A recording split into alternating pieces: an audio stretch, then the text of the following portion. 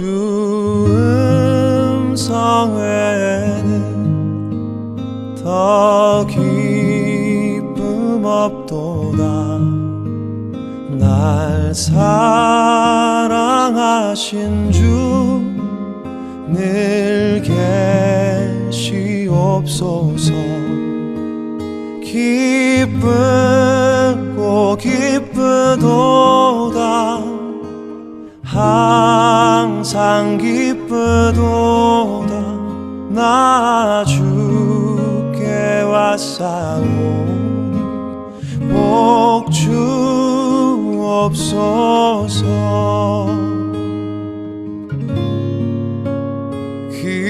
귀한 언약을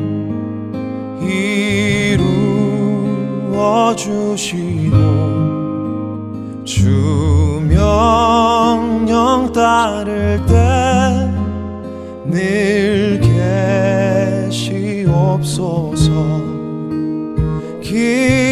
기쁘고 기쁘도다. 항상 기쁘도다. 나 주께 왔사오니 복 주옵소서.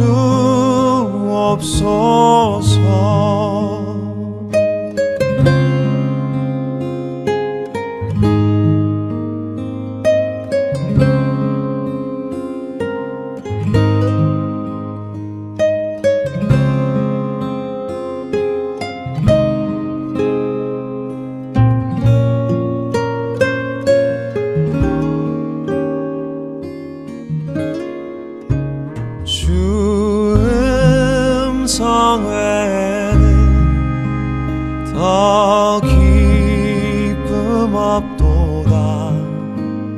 날 사랑하신 주 늘 계시옵소서. 기쁘고 기쁘도다. 항상 기쁘도다. 나 주께 왔사오니 복 주옵소서.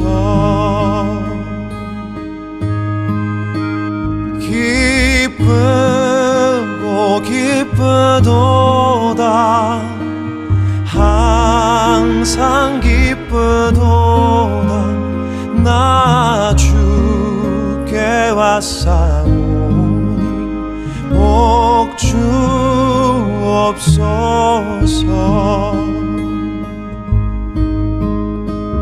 나 주께 왔사오니 복 주옵소서.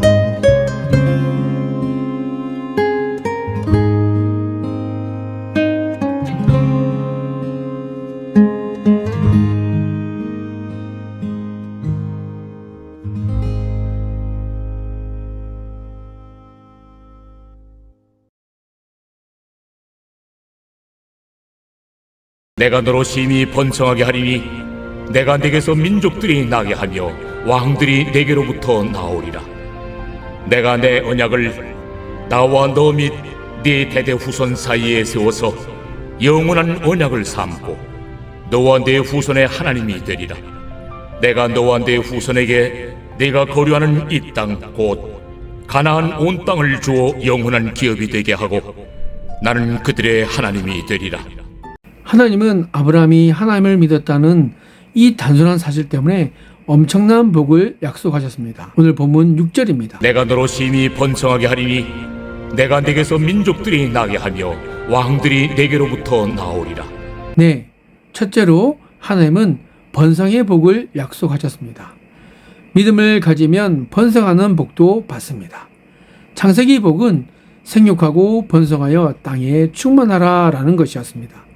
정상적인 축복은 번영과 번성입니다.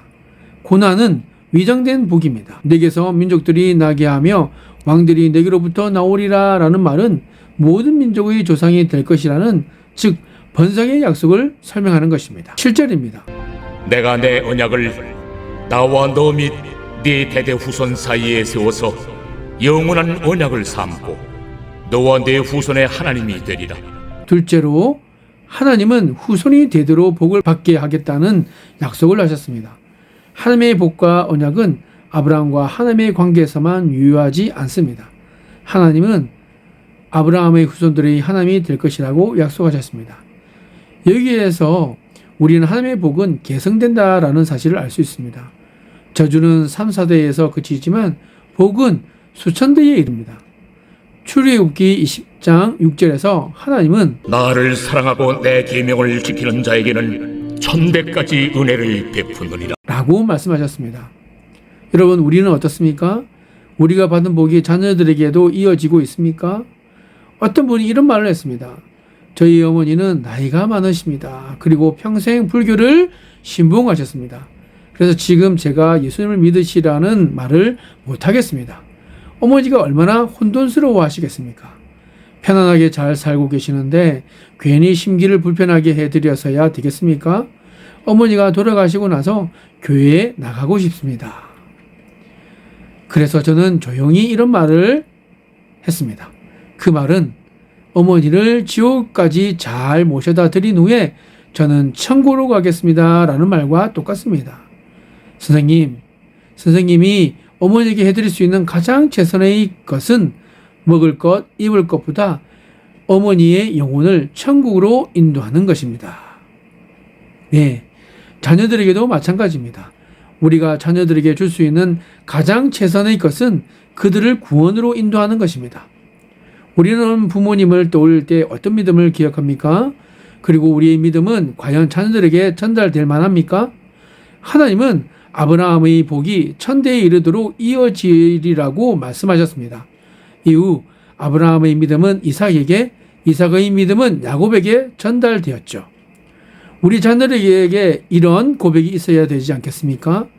아버지는 내가 간혹 밤에 깰 때마다 기도하고 계셨어. 어머니는 새벽 기도를 다니셨지. 우리 가정에 어려운 시련이 있을 때 우리 부모님은 하나님을 붙들고 끝까지 견디셨던 모습이 기억나. 지금 자녀들이 우리에게서 기억할 만한 믿음의 유산이 무엇이 있습니까?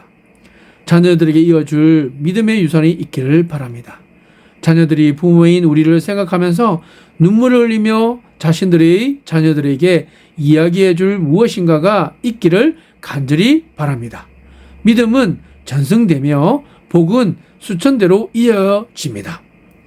창세기 17장 7절에서 알 수 있는 또 한 가지 사실은 하나님의 언약은 영원한 언약이라는 것입니다. 하나님의 언약은 일시적인 것도 아니고 시간이 지난다고 쇠하는 것도 아닙니다. 오히려 세월이 갈수록 더 강해지고 분명해지는 언약이 하나님의 언약입니다. 8절입니다. 내가 너와 네 후손에게 네가 거류하는 이 땅 곧 가나안 온 땅을 주어 영원한 기업이 되게 하고 나는 그들의 하나님이 되리라. 셋째로 하나님은 아브라함에게 땅의 복을 주셨습니다. 이스라엘 백성에게 땅은 아주 중요한 의미가 있습니다. 그들에게 땅은 축복의 통로이자 근본이었습니다. 땅은 동서고금을 막론하고 중요합니다. 하나님의 땅을 가지고 투기하는 나라는 망하고 맙니다. 땅으로 돈벌이하는 사람은 한때 돈을 벌지는 모르겠지만 또한 땅 때문에 망할 것입니다. 하나님은 갈대아 우르에서 잘 살고 있는 아브라함에게 나타나셔서 여호와께서 아브라함에게 이르시되 너는 너희 고향과 친척과 아버지의 집을 떠나 내가 네게 보여줄 땅으로 가라 라고 말씀하셨습니다. 지금 살고 있는 땅은 축복의 땅이 아니라는 의미입니다. 저주의 땅에서 축복의 땅으로 옮겨가라고 말씀하신 것입니다. 축복의 땅은 바로 젖과 꿀이 흐르는 약속의 땅이었습니다. 그래서 아브라함은 자신이 살던 땅을 떠나 미지의 약속의 땅을 향해 믿음의 여행을 시작했습니다. 이는 모세도 마찬가지였습니다. 자기 민족 이스라엘이 애굽에서 400년 동안 종살이할 때 그는 애굽의 문화에 머물지 않고 그들을 이끌고 하나님이 지시하신 땅, 약속의 땅을 향해 애굽을 탈출했습니다. 이것을 가리켜 우리는 출애굽이라고 합니다. 그것은 결국 쉬운 일이 아니었습니다. 기근도 목마름도 질병도 원수들의 공격도 있었습니다. 기막히게 어려운 일들이 산적해 있었습니다. 그러나 이스라엘 백성은 약속의 땅을 향한 행진을 멈추지 않았습니다. 믿음은 약속의 땅을 향한 멈추지 않는 행진입니다. 우리는 약속의 땅으로 가는 도중에 우리의 주의를 끌고 초점을 흐리게 만드는 많은 일을 만나게 됩니다. 그러나 결국 행진을 멈추어서는 안 되죠. 여호수아도 약속의 땅에 들어가기 위한 행진을 계속했습니다. 그가 이스라엘 백성을 이끌고 여리고성과 정쟁을 치른 것은 약속의 땅에 들어가게 하시려는 하나님의 목표를 이루기 위함이었습니다. 하나님의 약속의 땅은 현재 이스라엘이 위치한 지정학적 의미에서 땅만을 의미하는 것이 아닙니다. 진정한 약속의 땅은 새하늘과 새 땅, 하나님의 영원한 땅입니다. 우리는 거기까지 하나님의 약속을 믿고 나아가야 합니다. 하나님은 아브라함에게 나타나셔서 가나안을 약속의 땅으로 주겠다고 말씀하셨습니다. 그러나 이어서 더 중요한 말씀을 하셨죠. 하나님이 그것을 가리켜 영원한 기업이라고 하신 것입니다. 하나님이 말씀하신 영원한 기업은 세상이 보는 기업의 개념과 다릅니다. 이는 아브라함의 자손으로 이 땅에 오실 메시아, 즉 예수 그리스도가 하나님의 나라를 이 땅에 이루시면 믿는 자들이 받게 될 새 하늘과 새 땅을 의미하는 것입니다. 그러나 인간의 생각은 먹는 것과 입는 것, 쾌락을 느끼는 것, 물질을 소유하는 것으로 그 의미를 제한시켜 버립니다. 어떻게 이런 것들이 영원한 것이 될 수 있겠습니까? 하나님의 기업은 영원한 기업입니다. 하나님의 약속에 따른 천국까지 이르는 새 하늘과 새 땅인 것입니다. 아브라함의 믿음은 하나님의 말씀을 들은 순간 다시 살아나기 시작했습니다. 말씀을 들으며 믿음이 살아나고 하나님을 만나면 잠에서 깨어나는 것이죠. 하나님은 언약의 성취가 1년밖에 남지 않았음을 아시고 아브라함에게서 나타나셨고 그의 믿음을 새롭게 하셨습니다. 하나님은 이처럼 끝까지 포기하지 않으셨습니다. 기다림은 고통스럽지만 그때도 하나님은 시간을 계산하고 계시다는 사실을 알아야 하는 것이죠. 하나님은 너무 이르게도 너무 늦게도 오지 않으시고 딱 정확한 때에 오십니다. 참된 믿음이란 하나님을 믿고 기다리는 것입니다. 하나님은 아브라함을 포기하지 않으셨습니다. 따라서 모든 것이 끝난 것이 아닙니다. 이제부터 다시 시작인 것이죠. 믿음의 실패를 경험하면 하나님이 찾아오시며 회복시키십니다. 믿음의 상처도 어루만져 주십니다. 서자가 태어났다고 해도 13년이 지났어도 포기하지 않으셨습니다. 하나님은 약속하신 대로 반드시 이루시는 분이십니다. 잠에 빠진 자들을 깨우시고 체념한 자들을 격려하십니다. 그렇다면 이러한 하나님과의 반복적인 갈등은 계속 그렇게 되는 것일까요? 그렇지 않습니다. 갈등도 고난도 영원하지 않습니다. 아브라함에게 약속이 성취되기까지 1년밖에 남지 않았듯이 갈등과 고난에는 반드시 끝이 있습니다. 하나님이 우리로 기다리게 하시는 이유는 예수 그리스도까지 이르게 하시기 위함입니다. 성경은 믿음의 주요 또 온전하게 하시는 이인 예수를 바라보자. 그는 그 앞에 있는 기쁨을 위하여 십자가를 참으사 부끄러움을 개의치 아니하시더니 하나님 보좌 우편에 앉으셨느니라 라고 말합니다.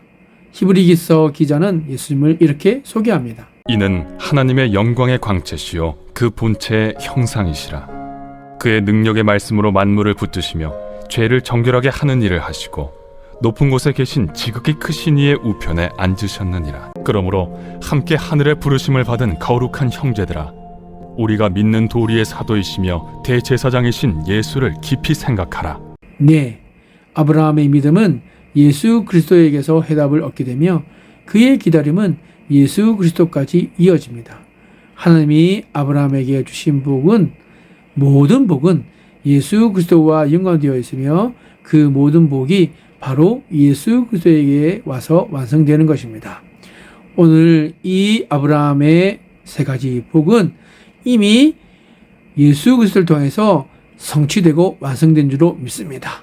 오늘 그 놀라운 복을 여러분들뿐만 아니라 여러분들의 후손까지, 그리고 여러분들이 지금 있는 이 모든 상황 가운데서, 환경 가운데서 그렇게 복음을 누리시고 또한 고백할 수 있는 은혜가 여러분들 인생 가운데 아름다운 열매로 고백되어지며 함께 영광 돌리는 인생들이 다 되시길 주의 이름으로 축복드립니다. 기도하겠습니다. 은혜가 풍성하신 하나님 아버지 참으로 감사합니다. 오늘 아브라함에게 허락하신 세 가지 복이 예수 그리스도를 통하여서 성취하여 주시고 오늘 그 귀한 아름다운 아브라함에게 허락하신 세 가지 복이 우리에게까지 미칠 수 있도록 은혜 베풀어 주신 것 너무나 감사드립니다.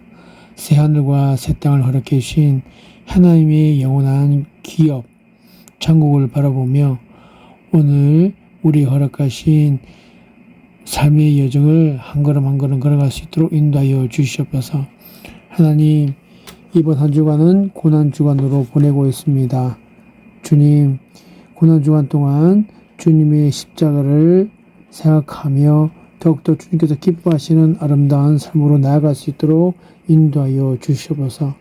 부활의 소망으로, 부활의 복음으로 고통과 실망, 질병과 죽음의 공포에 사는 저희들에게 부활의 소망을 주셨던 그 하나님의 놀라신 은혜, 죽음의 권세를 이기시고 부활하시어서 고통을 당하는 사람들에게 평안을 주신 그 주님의 놀라신 은혜 가운데에 실망한 사람에게 용기를 주시고 질병을 앓는 사람에게 치유의 은혜를 주시고 죽음의 공포에 들고 있는 사람에게 부활의 소망을 주신 것을 하나님 잊지 않게 하시고 하나님께 감사하며 그 복음을 누리는 자들이 될 수 있도록 인도하여 주시옵소서.